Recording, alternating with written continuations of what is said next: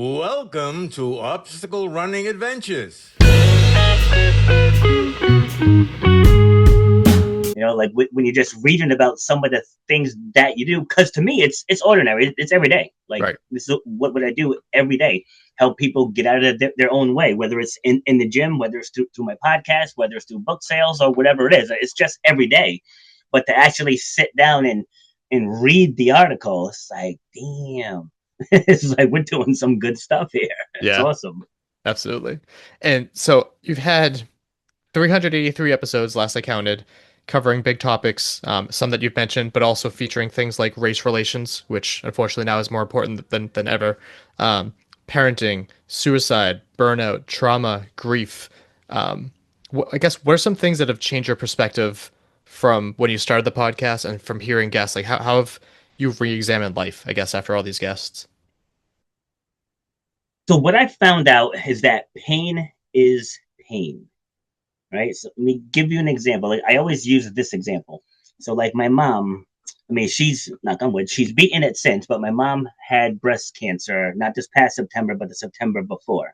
So we'll even take my current state of recovering from knee surgery, and let's take a pregnant woman who's 9 months pregnant, right? These are three completely different things, but all three of us every day we have to wake up and face our reality, Yeah. right? So mom would have to wake up every day, drive to the hospital, get radiation treatments. They had her exercising, dealing with the fear of what if it spreads, like what if this hits stage 4, trying to she's thinking about like final arrangements and all this other stuff. I'm like, well, focus on today. It's like reel it back in, like let's day by day. And same thing with me, like sleeping is uncomfortable, driving is uncomfortable, walking is uncomfortable, like everything is uncomfortable. But I need to come here and I need to show up, so like regardless of what it is you're dealing with, like you still have to show up for you, for our audiences, for our clients, our coworkers, our friends. Like we have to show up, even though I'm very uncomfortable right now, right? I'm Right. here, I'm smiling, and I'm doing what it is I have to do. And that pregnant woman, low back pain, swollen feet, baby on the bladder, right? Having to pee every 5 seconds, belly feeling like you're gonna explode. Like every day she's got to wake up and deal with that reality. So how do people stay in that box? Is because they worry about what? They'll Future. be like, don't you dare try to compare a pregnant woman to you and your knee surgery. I said, no, because you're comparing what? Right? It's like once you realize the more and more of these stories that I hear, the journey to healing, they're all pretty much the same. Yeah. It's like the first step is you got to accept your current state. And then you got to take steps each day to get better and better, every single day. So whether it's my mom and her cancer, or me with learning to walk again, essentially, or again, the pregnant woman dealing with just the pains of about to deliver your baby.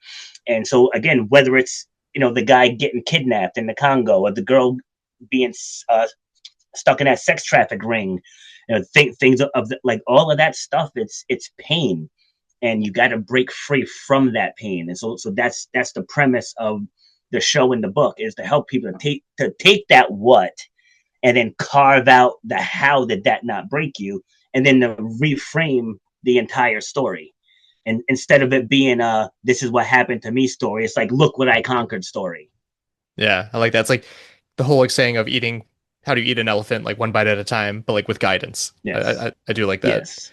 And again, with like so many guests, you brought up some really great examples with the kidnapping in the Congo and being dropped off at a homeless shelter. What are some other stories that have stuck out to you over the years? So I spoke with the richest man in Japan, Ken Honda.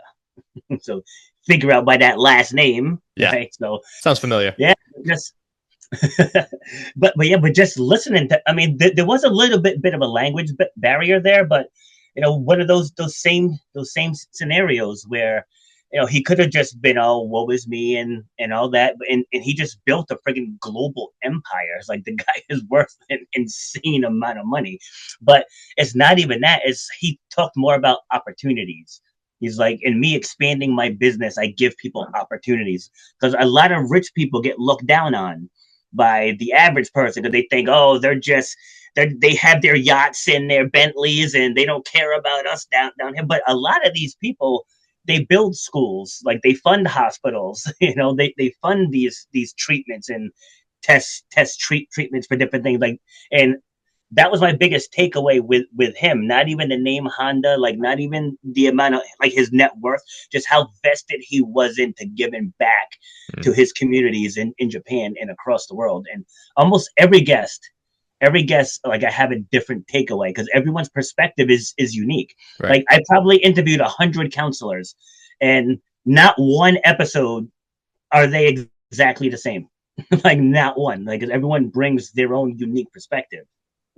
Yeah, no, I love that. And that's the crazy thing about it too, is like you said, everyone has a story, and I am one of those people who is self-admittedly kind of looks looks down on some of the wealthy, but it's awesome to see when those that do have that opportunity and that financial status to like pay it forward, right? Like make the world better for people Yes. other than yourself, look out for other people. Yeah, I do love that. Um, one of the difficulties or grinds that you may be able to identify as a fellow podcast host is the constant work that the podcast takes. Um, as you know, most podcasts just kind of do a few episodes and die out. What keeps you going? Is it just the search for more stories? Is it the feeling that you're making a difference for your listeners? Like, what keeps you going with this?